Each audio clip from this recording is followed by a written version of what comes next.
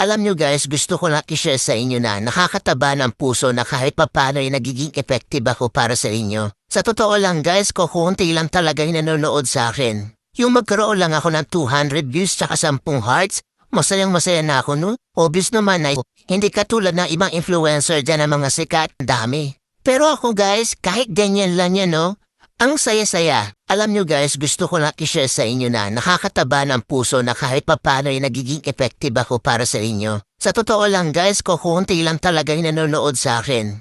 Yung magkaroon lang ako ng 200 views tsaka 10 hearts, masayang masaya na ako no? Obvious naman na hindi katulad ng ibang influencer dyan ng mga sikat. Pero ako guys, kahit ganyan lang yan no?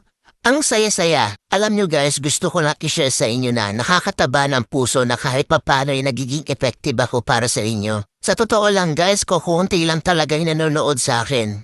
Yung magkaroon lang ako ng 200 views tsaka 10 hearts, masayang masaya na ako no?